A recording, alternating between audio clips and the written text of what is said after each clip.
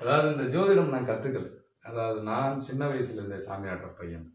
சாமின்னா யாருன்னு எனக்கு தெரியும். அன்னையும் பிதாவும் முன்னேறி என்னை படைத்த கடவுள். எங்க அப்பா அம்மா இல்லைன்னா நான் இல்லை, எங்க தாத்தா பாட்டி இல்லைன்னா எங்க அப்பா அம்மா இல்லை. அதாவது குடும்பம் ஒரு கோவில்னு சொல்லியிருக்கே தவிர உன் கோவில் இல்லாத ஊரில் குடியிருக்க கூடாது. அதாவது குடும்பத்தை விட்டு பிரிந்தவன் பரதேசி. அப்போ அந்த பரதேசம், அப்போ நம்ம ஒரு குடும்பத்தையும் பூர்வீகத்தை விட்டு இன்னைக்கு அத்தனை பேருமே பரதேச வாழ்க்கை தான் வாழ்றோம். அப்போ அந்த பரதேசங்கிறது 12ஆம் வீடு. அப்போ அதுதான் ஆக்டிவேட் ஆயிருக்கு. இன்னைக்கு இந்த 12ஆம் வீடு தான் அத்தனை ஆசையை அழிவுக்கு காரணம். இப்போ நம்ம இறைவனை எப்படி வணங்குறோம் அப்படின்னு சொல்லி பார்த்தீங்கன்னா, ஆசையை அழிவுக்கு காரணம் அது நம்மளுடைய பிரபஞ்சத்தில் இருக்கிற நல்ல காத்துக்களை மூக்கு சுவாசி ஆக்சிஜன் வெளியில் விடும்போது கார்பன் டை ஆக்சைடு தான் வரும். அப்போ நம்ம கெட்டது வெளியிட நம்மளை கொண்டு வர முடியுமா? அப்போ உங்க பிரபஞ்சத்துல நல்லது கெட்டது எல்லாமே இருக்கு. இப்போ உங்களுக்கு எல்லா இதுலையும் தீமையை விட்டுட்டு நல்லதை எடுத்துக்க அப்படிங்கிற. இப்போ உங்களுக்கு முருகர் எடுத்துக்குங்க. முருகர் எவ்வளவு உயர்ந்த கடவுள், அறுபடை வீடு, முருகனுக்கு மிஞ்சின கடவுள் இல்லை, சுக்குக்கு மிஞ்சின மருந்தும் இல்லை, சுப்பிரமணியனுக்கு மிஞ்சின கடவுளும் இல்லை. முருகனை வணங்குவோருக்கு சகல செல்வமும் வந்து சேரும். அப்பேற்பட்ட முருகனுக்கு உகந்த பூ எது? செவ்வரளி. ஏன் செவ்வரளியை போட்டீங்க? அதனுடைய காய் உங்களை கொண்டுடும், அரளி விதை உங்களை கொண்டுடும். அந்த பூக்கள் ஆக்சிஜனை வெளியிடும், பத்தாக்குறைக்கு அரளி அத்தனை ஹீட்டையும் வெளியிடும், ஹீட்டை உள்வாங்கும். அப்போ என்ன, நீங்க ஒரு பிளாஸ்டிக் கவர்ல அரளி பூ வச்சிருங்க, வெந்துரும். அப்படின்னா என்ன, அதீத ஹீட், அந்த பூவோட வேற பூவை சேர்க்க முடியாது. அப்போ செவ்வாய்ங்கிறது பூமி. அப்போ அந்த பூமியில இருக்கு, நம்ம உடம்புல இருக்க அதீத ஹீட்டு அது எல்லாத்தையும் வெளியில எடுக்க ஆக்சிஜனையும் தரும், நம்ம ஹீட்டை உள்வாங்கும். அப்போ முருகன்கிறது செவ்வாய். அப்போ உங்களுக்கு நன்மையை பார்த்தா தீமையை ஒதுக்கணும். அரளியில விதை, அப்ப ஏன் அந்த அரளியை அழிக்கல? வேம்பும் கசக்கும். அதனாலதான் ஜாதிகளை உருவாக்கினாங்க. அதாவது பிரபஞ்சத்துல ஜாதிங்கிறது ரொம்ப இம்பார்ட்டன்ட். ஜாதிங்கிறதுல ஏற்றத்தாழ்வு, நிறை குறை பார்க்க கூடாது. ஜாதி உன் குலத்தின் அடையும். அதாவது அன்னை பிதா உன் குடும்பம் உன் ஒரு கோவில், 10 குலம் குடும்பம் சேர்ந்ததுதான் உன் குலம். அப்போ என்ன சொல்றாங்க, அப்போ ஒரு செடியில ஜாதி இருக்கு, மரத்துல ஜாதி இருக்கு, கொடியில இருக்கு, புழுவுல இருக்கு, பூச்சில இருக்கு, மண்ணுல இருக்கு, மலையில இருக்கு, உங்களுக்கு ஒவ்வொரு அணுவிலையும் இருக்கு, நம்மளுடைய ரத்தத்துல இருக்கு. எல்லா ரத்தத்தையும் எல்லாத்துலயும் சேர்க்க முடியாது, எல்லா அணுக்களையும் எல்லா இதுலையும் சேர்க்க முடியாது. அப்போ இது எல்லாத்திலையும் பிரிவு எடுத்து பண்ணது எதுக்குன்னா அதன் நன்மை தீமையை அறிஞ்சுக்கணும். அன்றைய காலங்களில் கல்லாதவர்கள் கற்றவர்கள் கண்டிப்பா உணர்வார்கள் சொன்னாங்க. இன்னைக்கு கல்விங்கிறது அன்னைக்கு இலவசமா இருக்கு, இன்னைக்கு அப்படி இல்லை. அதாவது கற்றவர்கள் அப்படின்னா இயற்கையை கற்றவர்கள் அர்த்தம். கல்விங்கிறது படிச்சுட்டு அப்படியே ஒப்பிக்கிறது எல்லாத்துக்குமே தெரியும். அதனாலதான் பொருள் புரிந்து படி அப்படின்னு சொல்லி. எப்படி பொருள் புரிந்து, நம்ம சொல்லுவாங்கல்ல, ஒவ்வொரு திருக்குறளுக்கும் பொருள் அறிந்து விளக்கம், அதாவது பொருள் விளக்கம் தருக அப்படின்னு கொடுத்துருப்பாங்க நம்ம தமிழ்ல. நம்ம இலக்கணம் வகுக்கிறதுக்கு அதெல்லாம் வாழ்க்கையில இலக்கணம்ங்கிறது என்ன, இலக்கணம் வகுத்து வாழ அப்படின்னா நம்ம இதை இப்படித்தான் செய்யணுங்கிற ஒரு வரைமுறையை தான் இலக்கணம்னு சொல்லுவோம். இன்னைக்கு அது எல்லாமே கெட்டு போய் நிற்குது. அதனால நிறைய குளறுபடி. இப்படி நீங்க சரி பண்ணணும்னா நிறைய விஷயங்கள் இருக்கு. ஜோதிடம்ங்கிறது ரொம்ப முக்கியம். ஜோதிடத்துல எந்த குற்றமும் கிடையாது. ஜோதிடர்கள் தன்னை மாத்திக்கலன்னா இந்த பிரச்சனை, அதான் சொன்னேன்ல, வெளிநாடுங்கிறது பிரதேசம்.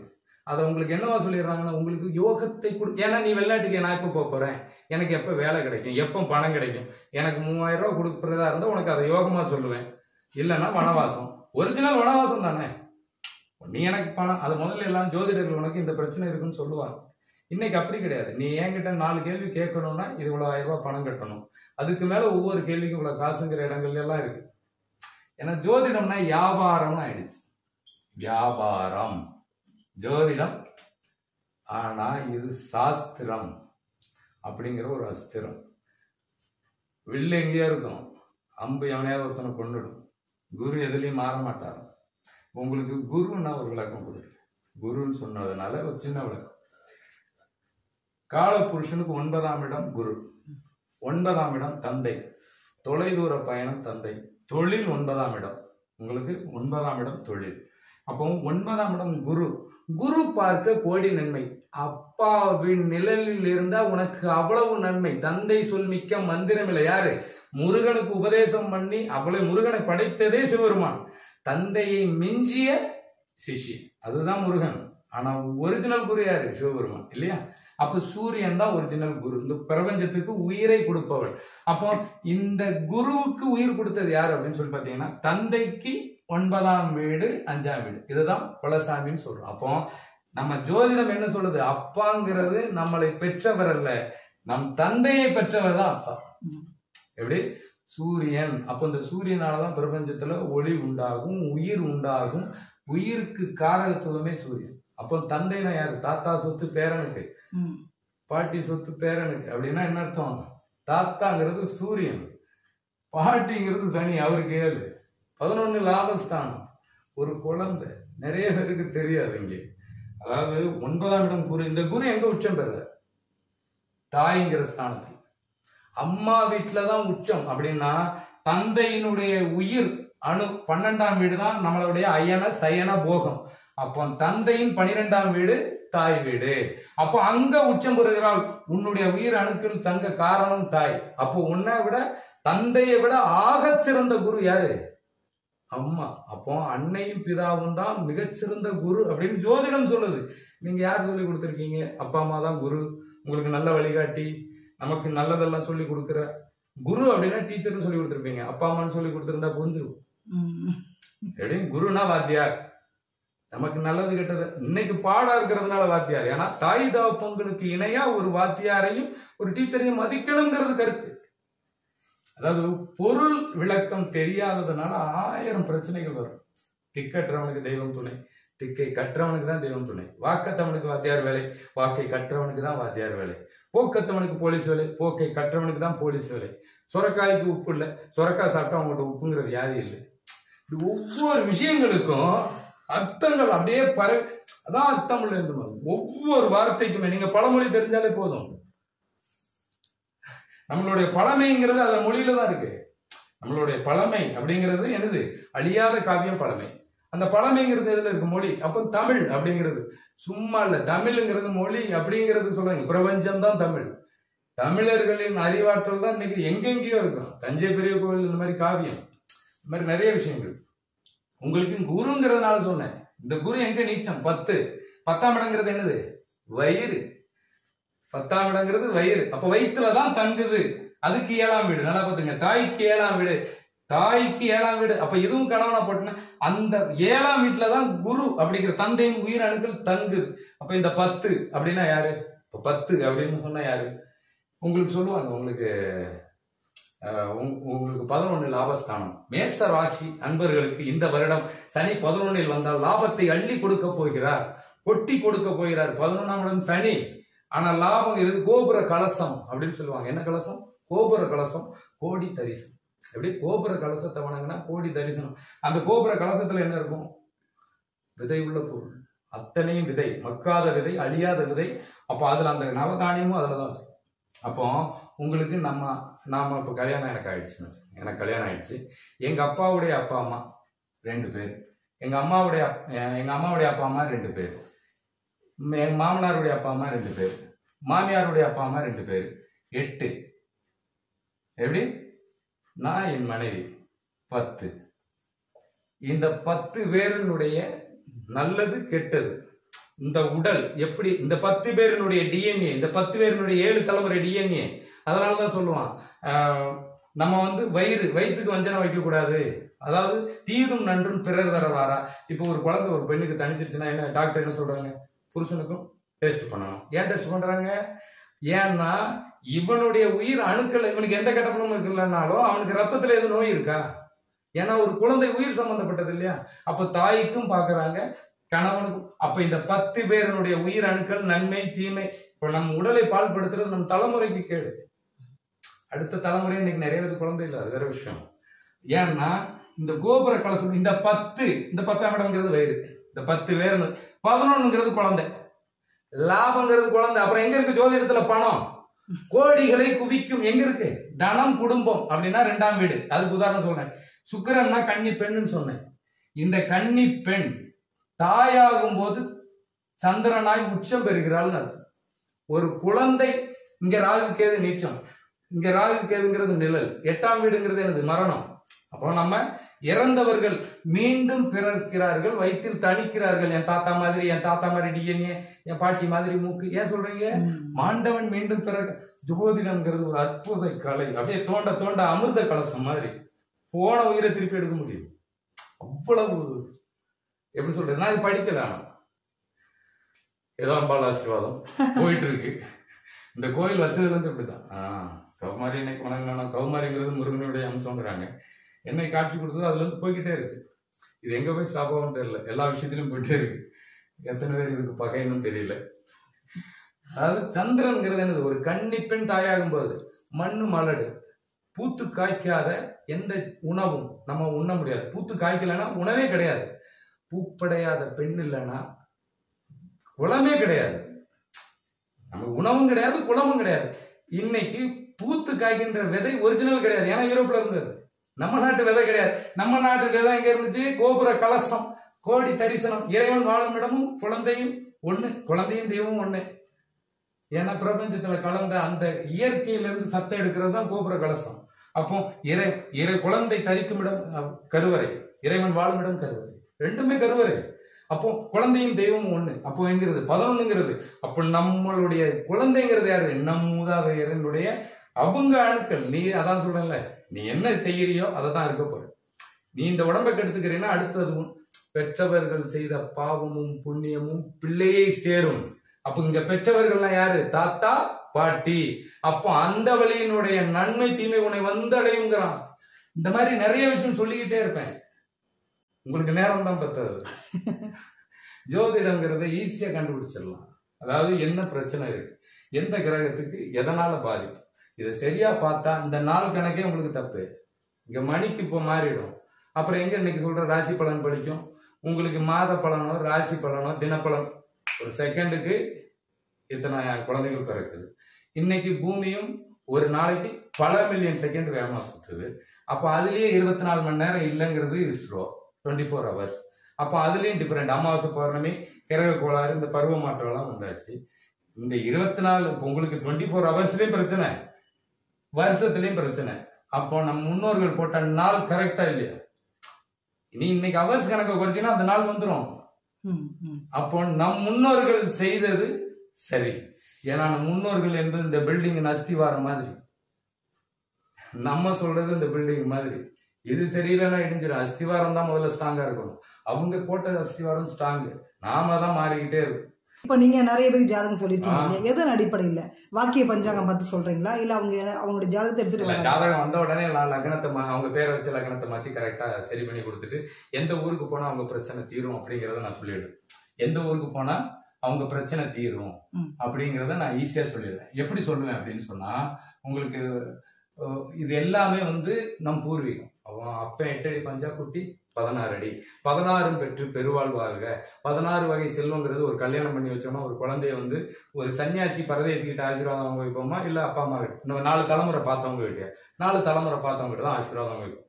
அந்த காலத்துல இந்த குடும்பத்தை, அதாவது ஆசையே அழிவுக்கு காரணம் என்ன அப்படின்னு சொன்னா, உங்களுக்கு இதை மைண்ட்ல வச்சுங்க. அதாவது உங்களுக்கு அந்த எப்படி சரி பண்ணுவேங்கிறதுக்கு ஒரு உதாரணம் சொல்லிடுறேன். அந்த ஆசையே அழிவுக்கு காரணம் அப்படின்னா, இந்த உடம்புக்கு தான் பொன் பொருள் ஆசை தேவை, வீடு மனை வண்டி வாகனம், உங்களுடைய பொறாமை போட்டி பதவி, இது எல்லாமே எதுக்கு? இந்த உடம்புக்கு. அப்போ அதை என்ன சொல்லுவான்னா, உன்னை துற உன்னை உணரு அவன் ஞானி. அப்படி நிறைய நம் முன்னோர்கள் இருந்தாங்க.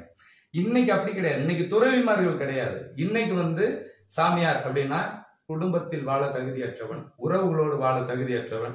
இன்னைக்கு அதுக்கு பழமொழி சொல்லுவாங்க, உறவுகளோட வாழ்றதுக்கு ஒரு கட்டு விறகுல சாவலாம். அர்த்தம் அது இல்ல. உறவுகளோடு வாழ தகுதியற்றவன் ஒரு கட்டு விறகில் வேவது சமம்.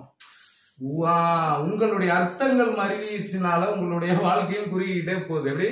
உறவுகளோடு வாழ தகுதி அற்றவன் ஒரு கட்டு விறகில் வேவதற்கு சமம். அதாவது இன்னைக்கு மாத்திட்டாங்கன்னு வச்சுக்கீங்களேன். அப்போ ஆசையே அழிவுக்கு காரணம். அப்போ இந்த உடலின் தேவைதான் ஆசை. இன்னைகளுடைய நாகரிகம். அன்னைக்கு என்ன சொல்லுவாங்கன்னா, கந்தல் ஆனாலும் கசக்கி கட்டு. ஒரு இருக்கிற துணியை இலை தலையா வச்சாலும் கொஞ்சம் அறிவு வந்ததுக்கு அப்புறம் மாராப்புக்கு ஜாக்கெட் இருக்காது, ஆனா மாராப்பு போட்டு மானத்தோட தானே வாழ்ந்தாங்க அன்னைக்கு. இன்னைக்கு மாதிரி உங்களை மாதிரி அதே மாதிரி இருக்கிற துணியை துவைச்சு கட்டிடுவாங்க. உங்களுக்கு இருக்கிறது கொஞ்சம் வசதி வாய்ப்பா இருக்கிறவங்க நல்லா கோட் ஷூட் போட்டு ஓரளவுக்கு, இல்லை வேட்டி சட்டை போட்டு நல்லா இருப்பாங்க. அப்போ கிழிஞ்ச துணி போட்டிருக்கானா கஷ்டப்பட்டவன்பா, வாழ்க்கையில ரொம்ப கஷ்டப்பட்டவன் அப்படின்னு சொல்லுவாங்க. ஆனா இன்னைக்கு நீங்க அதை நாகரீகம்னு சொல்றீங்க. ஆனா நான் எப்படி பாக்குறேன்னு ஒண்ணு இருக்கு இல்லையா? நாகரீகம் அப்படின்னா கிழிஞ்ச துணியை அன்னைக்கு நிறைய பேர் என்ன சொல்லுவாங்க அப்படின்னா, நிறைய கிழிஞ்ச துணி அள்ளி அள்ளி போட்டாங்க, நல்லா இருந்தான்ப்பா, பிள்ளைக்கு மூளை வந்து நரம்பு பேசி புத்தி சுவாதனை இல்லாம அலையிறான். இன்னைக்கு அப்படிதான் எல்லாம் அலையுது. ஆசை தூண்டக்கூடிய எந்த விஷயமும் தவறு அப்படின்னா அன்னைக்கு வந்து பண்பாடு இருந்தது. இன்னைக்கு வந்து என்ன சொல்றீங்க, என்ன குற்றம், குற்றம் காண்பில் சுற்றம் இல்லை. நம்ம குத்தத்தை கண்டுபிடிச்சுக்கிட்டே இருந்தானா வளர்ப்பின் தவறு. நம்ம எதை கொடுக்குறோம் நம்ம குழந்தைக்கு. அந்த காலத்துல அடியாத மாடு படியாது அப்படின்னு என்ன அர்த்தம்? அடியாத மாடு படியாதுன்னா நல்ல பழக்க வழக்கங்களை சொல்லி அடிக்கும் போது ஒரு பையன் தப்பு செய்ய போறான்னா ஐயோ அப்பா இதுக்கு அடிப்பாரு, பயம் வரும். படியாதுன்னா படிக்காது கிடையாது, நல்ல விஷயத்தை படிக்காதுன்னு அர்த்தம். நீங்க எல்லாத்துக்குமே மாத்தி மாத்தி வச்சுக்கிட்டு கடைசியில் உங்களுக்கு இஷ்டத்துக்கு மாதிரி மாத்திக்கிட்டு எனக்கு அது நடக்கல இது நடக்கலாம் எப்படி நடக்கும்? நீங்க மாறிட்டீங்கன்னு சொல்லுங்க, அவ்வளவுதான். அப்போ திக்கற்றவனுக்கு தெய்வம் துணை. இதுதான் காரணம். நம்மளுடைய நாகரிகம்ன்றது எல்லாமே 12ஆம். இப்ப இன்னைக்கு சூரியனே வந்து ஒரு ஆராய்ச்சிக்குள்ள சொல்லுது, சூரியன் வந்து நம்ம சொல்றோம்ல சித்திரையில தான் உச்சம் வருது, இல்ல பங்குனி மாசமே உச்சம் ஆயிடுது, இந்த கட்டத்தை மாத்தணும்னு ஒருத்தங்க போராடிட்டு இருக்காங்க.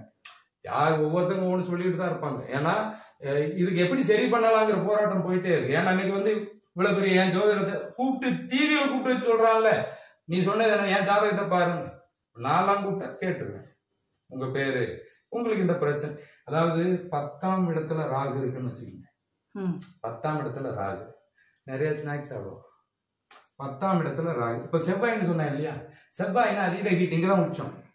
செவ்வாய் ஒருத்தனுக்கு தன்னுடைய இங்க லக்னம் டைமிங்கே தப்பு, நேரம் தப்பு, அப்ப அவன் சொல்ற பலனும் தப்பா இருக்கும். செவ்வாய் ஒருத்தனுக்கு 10ஆம் வீட்டுல இருந்ததுன்னா அந்த குடும்பத்துல கொல்லி வைக்கிறதுக்கு தான் ஒரு பையன் பிறப்பான்னு சொல்லுவாங்க. இன்னொன்னு, அவனால நேரத்துக்கு சாப்பிடாம இருக்க முடியாது, ஏன்னா வயிறு 10, அவன் பிறப்பே அதுக்காக தான் இருக்கும், சாப்பிடலாம் கோவம் வந்துடும்.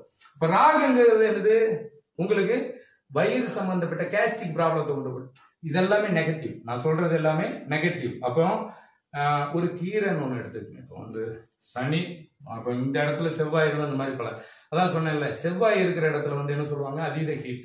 அப்போ அதுல ஆக்சிஜன் வேணும்னா நம்ம அதுக்கு என்ன பண்ணணும் அப்படிங்கிறது தான். இப்போ சனி, இப்போ லக்னத்துல சனி இருக்குன்னு வச்சுக்கோங்க, சனி தான் ஹீட்டை பரப்பு. சனி எதுல உங்களுக்கு வந்து இரும்பு எதுல மெல்ட் ஆகும், இரும்பு நெருப்புல மெல்ட் ஆயிடும். கல்லு பாறைகள், அதான் எரிமலை அப்படிங்கிறது நெருப்புல தான் குழம்பா மாறி, கல்லையும் உருக்கக்கூடியது நெருப்பு. இந்த உலகத்துல எல்லாத்தையும் அழிக்கக்கூடியது நெருப்பு, அதுதான் பூமி.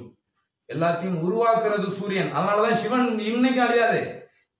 எந்த கோயில வேணாலும் கட்டலாம், சிவனால வேணாலும் கட்ட முடியாது, அழிக்க முடியாது. இதெல்லாம் உயிர்களை உருவாக்குவன் சூரியன்.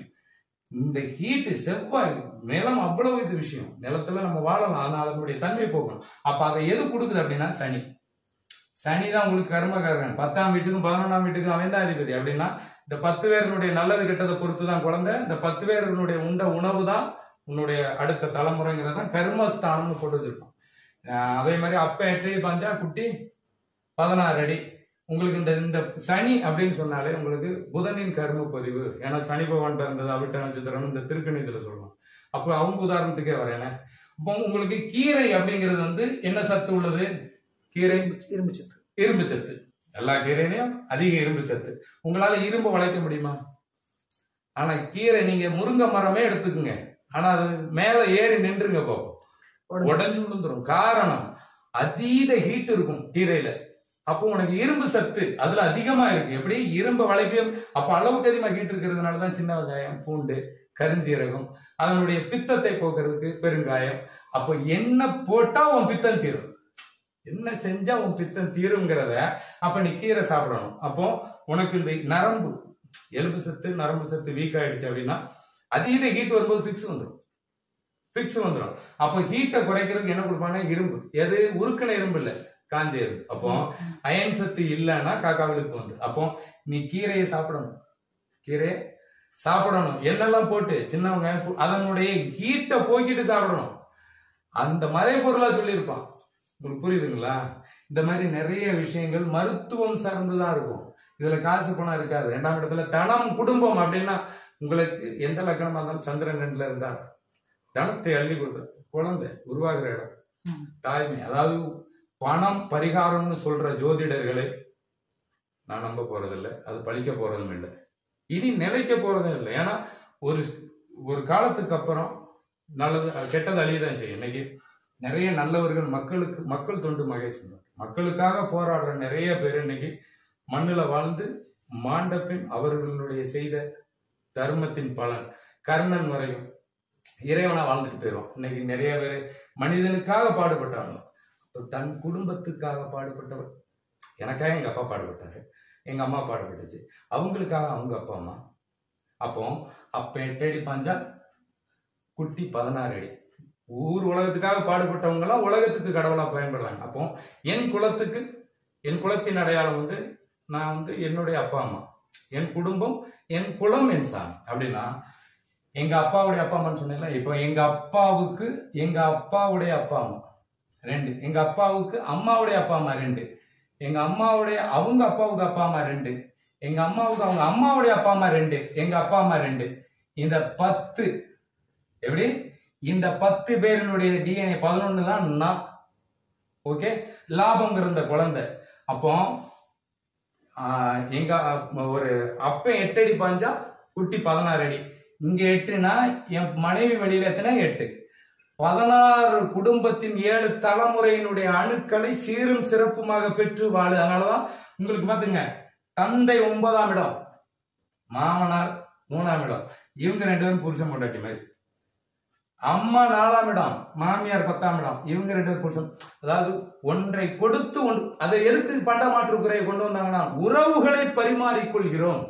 அப்போ எந்த உறவுகளை பரிமாறணும், முறையான எந்த சத்து கம்மி, எந்த சத்து அதிகம், இப்படி பார்த்தாதான் சரியாகும் உங்களுக்கு. இது எல்லாமே இப்படி ஒவ்வொன்றுக்கும் ஒவ்வொரு உறவுகள் இருக்கும். 12ஆம் வீடு என்ன? தந்தைக்கு தாய் 12ஆம் வீடு, தாய்க்கு தந்தை 12ஆம் வீடு. நம்ம அப்பாவுக்கு இந்த 8ஆம் வீடு, அப்பாவினுடைய தந்தைக்கு தாய் 12ஆம் வீடு, தாய்க்கு தந்தை 12ஆம் வீடு. இதெல்லாமே உறவுகளுங்க, நம்ம உறுப்புகள். சனினா எப்படி எலும்போ, புதன்னா எப்படி நரம்போ, குருனா அப்பா. யாருமே சொல்லிக் கொடுக்கல. சூரியன் என்ன சொல்ல உங்களுக்கு? சூரியன் கெட்டுடுச்சு. சூரியன் கெட்டு போச்சுன்னா என்னது? சூரியன் கெட்டு போச்சுன்னா, சூரியன் கெட்டு போச்சுன்னா தாத்தாவுடைய சொத்து கிடைக்காது. இல்லைன்னா உன் குழந்தை பாக்கியம்ங்கிறது பிரச்சனை வரும். அதுக்குதான் அவங்க சொல்லணும், உங்களுக்கு குழந்தை உயிரணுக்கள் சம்பந்தப்பட்டது, அதை சாப்பிடு. காரணம், சாட்சிக்காரன் காலில் விழுகிறத விட சண்டைக்காரன் காலில் விழணும். அப்போ இந்த 8 பேர் பிறந்த ஊர்ல இவங்க உடல் அழியும். இந்த உன்னை உணர்ன்னு சொன்னாங்கல்ல, இந்த உடலுக்கு தான் ஆசைன்னு சொன்னேன், ஆசையே அழிவுக்காரம். அப்ப இந்த உடல்ல இருந்து இந்த உயிர் போனதுக்கு அப்புறம் ஊமை, அது நிழல். அதை உங்ககிட்ட எப்படி உணர்த்தும்? உங்க கனவுகள்ல இறைவனை உணரலாம்.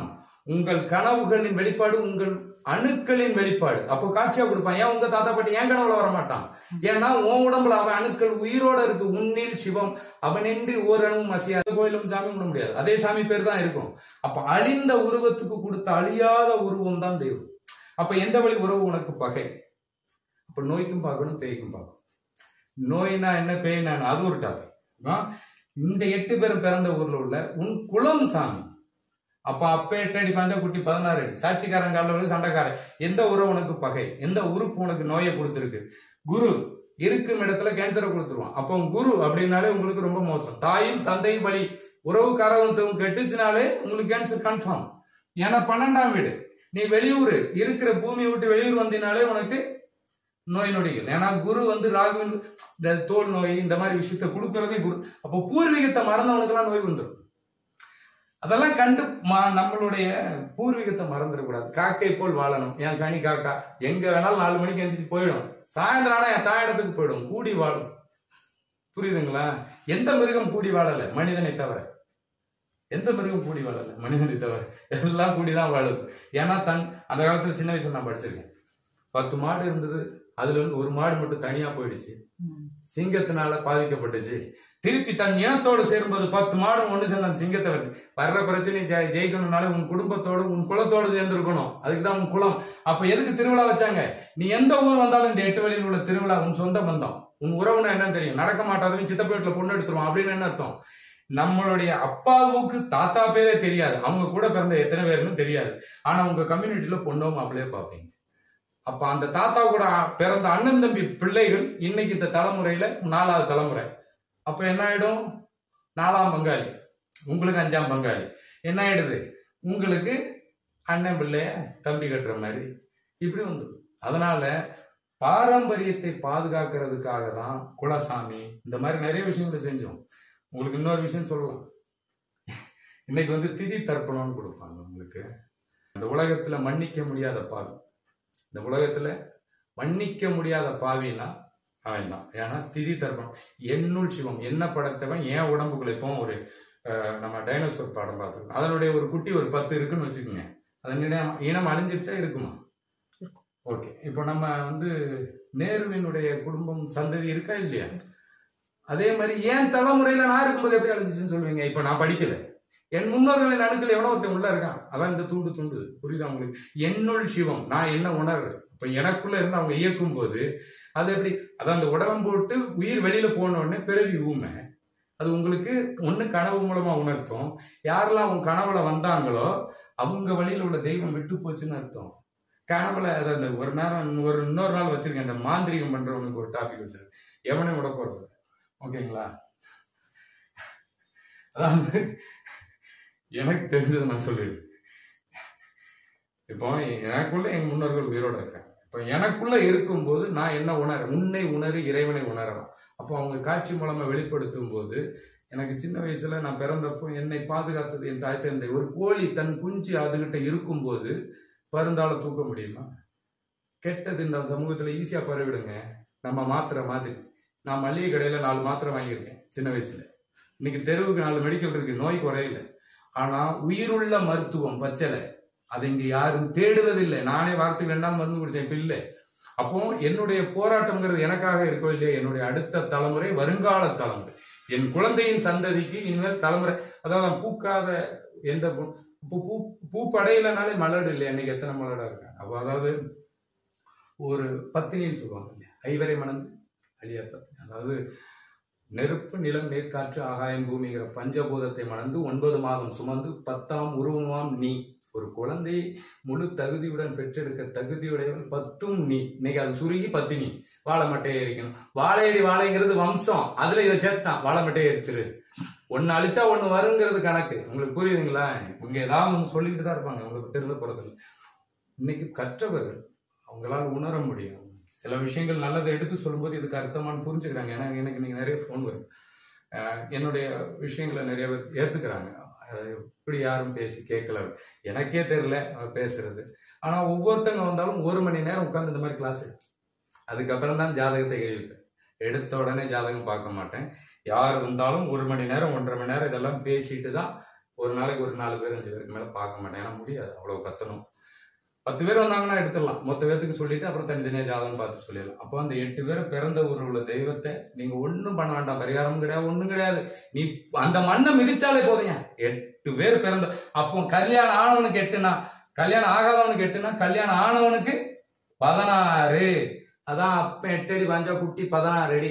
சொந்தங்கள் பெருகி நிற்கும். 16 குடும்பத்தினுடைய சொந்த பந்தத்தை சேர்த்து ஒருத்தன் வச்சிருக்கான் அப்படின்னா அவன்கிட்ட யாராவது போக முடியுமா? அப்போ உறவுகள் ஒரு மரத்தின் ஆணி வேறுங்கிறது உயிர் மாதிரி.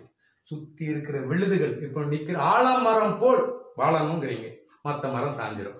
ஆலமரம் எதுல பிடி அதிகமா நிற்கும்? தன்னுடைய விழுதுகள். வெறும் ஆணி வேர் மட்டும் இருந்தா மரம் சாஞ்சிரும், ஆணி வேர் இல்லைன்னா மரம் காஞ்சிரும். குலசாமின்னு ஒன்ன சொல்றீங்க, நம் குலமே சாமின்னு மொத்தமும் நான் சொல்றேன்.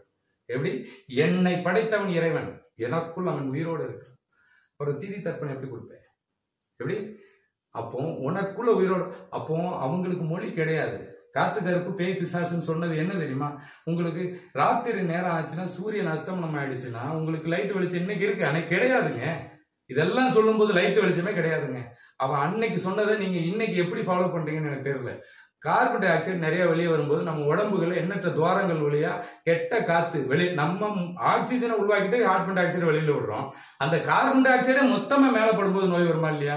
அப்போ நோய் அப்படிங்கறத பேய்ன்னு சொன்னான். கருப்பு அப்படின்னா கொடிய மிருகம், அதுக்கு நல்லா கண்டு தெரியும், நமக்கு தெரியாது ராத்திரி நேரம். அப்ப என்ன பண்ணும்? குடும்பத்தோட கொண்டுடும், யாரை கடிச்சு கொண்டுட்டு போகுதுன்னே தெரியாது. அதனால கோகக்குள்ளேயும் பொந்துக்குள்ளேயும் வந்தாங்க, அப்புறம் 10 பேர் சேர்ந்து வந்தாங்க, அப்புறம் ஒரு 100 பேர் சேர்ந்து வந்தாங்க. அவங்களுக்கு அழிஞ்ச உருவத்துக்கு ஒரு இடத்த கொடுத்தாங்க. வேர்வை ஸ்மெல்லுக்கும் ரத்த வடைக்கும் மிருகங்கள் கொண்டுடும். அதனால அதை என்ன சொன்னான்? பிசாசு. எப்படி?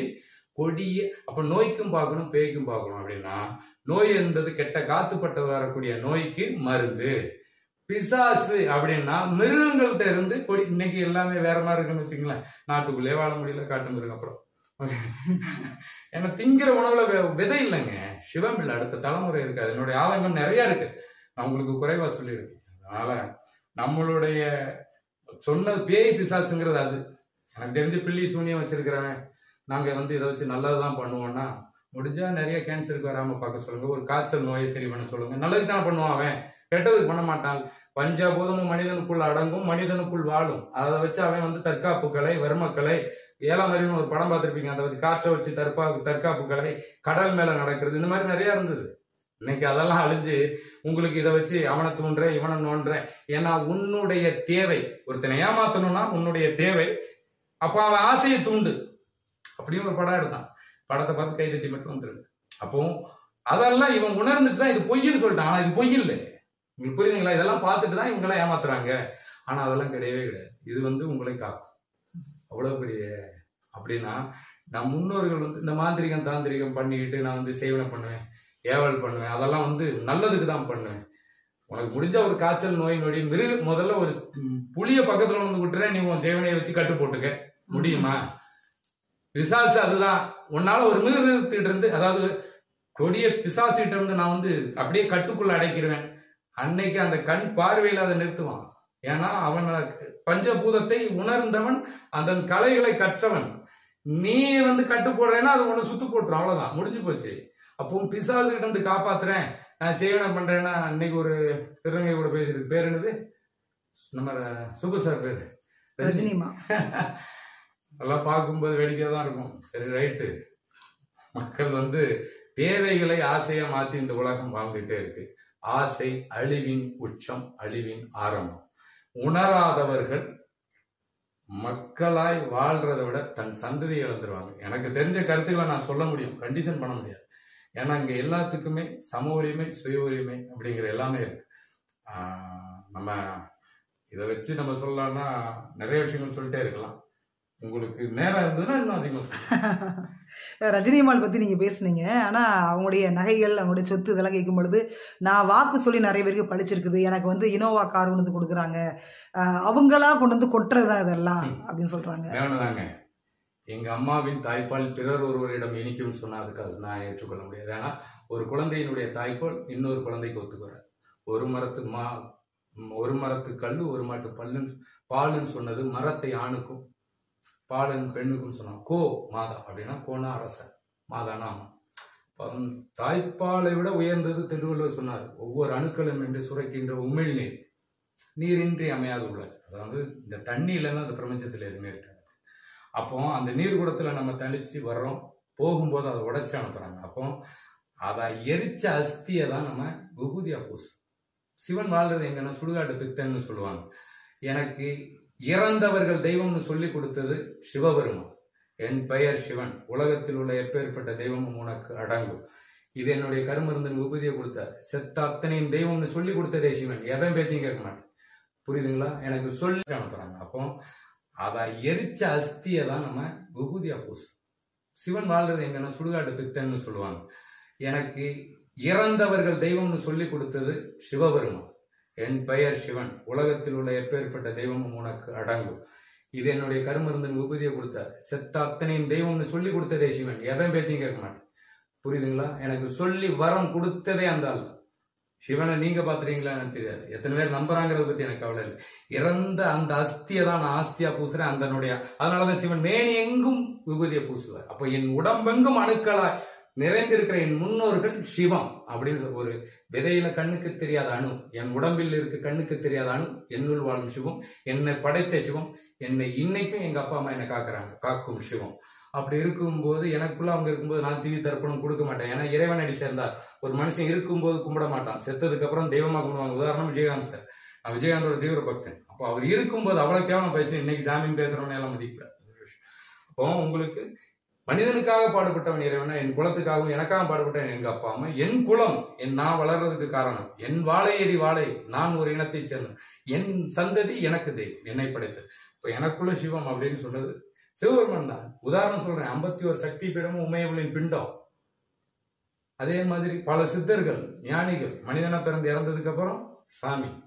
உங்களுக்கு இந்த மாதிரி பல விஷயங்கள் இறந்ததுக்கு அப்புறம் தான் தெரியும். நம்ம சின்ன வயசுல ஒரு கன்னி பெண்ணா இறந்தா கூட இன்னைக்கும் பூவாடக்காரின்னு கும்பிடுவான். பெரியவங்களுக்கு தான் திதி தர்ப்பணம். அதாவது அதான் சொன்னேன்ல, உங்களுடைய தேவையை ஆசையை மாத்தி ஏமாத்திக்கிட்டு இருக்கிற உலகம். கண் முழிச்சுக்குங்க. குருடனாய் இருக்கிற வரைக்கும் இந்த உலகம் உங்களை வந்து கண்டிப்பா கைப்பிடிச்சு வழி நடத்தாது. இன்னைக்கு நிறைய பேர் சொல்லி படிக்க தான் செய்யும். ஏன்னா மனிதன் தான் இறைவனின் திருவுருவம். இன்னைக்கு ஒரு குழந்தையை காப்பாத்துறது ஒரு டாக்டர் எடுத்துக்கோங்க. அந்த காலத்துல மருத்துவச்சி பல லட்சம் குழந்தையை காப்பாத்திருக்காங்க. அப்படி பார்த்தா அவங்களும் கடவுள். இவங்க சொன்னது பழிச்சுது அப்படின்னு சொன்னா அப்போ அந்த குழந்தைக்கு வந்து ஆப்ரேஷன் இல்லாம பண்ணியிருக்கலாமே. இவங்க செய்வனையில வந்து இனிமேல் யாருக்கும் ஆப்ரேஷன் வேண்டாம். இந்த பச்சளை வைத்தியத்துக்கும் மாத்திரைக்கு என்ன டிஃபரெண்ட்? நான் சின்ன வயசுல மாத்திரை வாங்கினேன்னு சொன்னேன் இல்லையா? இந்த 4 மாத்திரை, இன்னைக்கு 4 மெடிக்கல் வந்தோம். ஆனா 9 வகை விஷமும் 9 வகை விஷமும் நவபாஷானமும் மருந்தா மாறிச்சு முருகன் வடிவில். ஓகே, 9 வகை நவபாஷம், 9 விஷம் மாத்திரை சாப்பிட்டீங்கன்னா மருந்தா மாறுமா? இதுல என்ன விஷம்னு இருக்குங்கிறாங்க. சரி, ஓகே. இன்னைக்கும் 4000 வருஷம் வாழ்ற திமிங்களும் கடல்ல இருக்கு. காரணம் அந்த மூலிகையில் பல்லாயிரம் வருஷமா கடல்ல தான் கலந்துகிட்டு இருக்கு. எந்த நோய் வந்தாலும் நீ கடல்வாழ் உயிரினம் சாப்பிடலாம். எந்த நோயும் கடல்வாழ் உயிரினத்துக்கு வராது. அது கெட்டும் போகாது. நம்ம உடம்பு கெட்டுடும். புரியுதுங்களா? நம்ம செத்துட்டோம்னா கடலை வெளியே தள்ளிடும். இப்போ நீ இங்க வாழ தகுதி இல்லாத. அதாவது இயற்கை என்பது பேரருள். அப்புறம் நிறைய விஷயங்கள் இன்னும் பேசலாம். உங்களுக்கு இந்த ரஜினி அம்மா அப்படிங்கிறது வந்து ஒருத்தங்க தொழில் பண்றாங்க. நான் யாரையுமே மட்டப்படுத்தி பேசணும்னு நினைக்க மாட்டேன். தவறுகளை திருத்திக்க சொல்லுவேனே தவிர மக்களை தான் விழிப்புணர்வா இருக்க சொல்லுவேன். ஏமாற்றுபவர்கள் இருக்கும் வரை, ஏமாறுபவர்கள் இருக்கும் வரை ஏமாற்றுபவர்கள், ஏன்னா அவனுடைய தேவை உன்னுடைய ஆசை. அப்போ உன் ஆசையை தூண்டும் போது அதான் எனக்கு ஏதாவது நடந்துராதா? உண்மைக்கு பொய், இக்கரைக்கு அக்கறை பச்சை அழகா தெரியும். பக்கத்துல போனாதான் கலாக்காய பலாக்காயன்ட்டு மாதிரி உண்மையை உணருங்க. நிறைய விஷயத்த தப்பு கூற வேண்டாம். எனக்கு தெரிஞ்ச கருத்தை உங்களுக்கு சொல்லியிருக்கேன். இன்னும் நிறைய பதிவுகளை உங்களை சந்திப்போம். வாழ்த்துக்கள். வணக்கம்.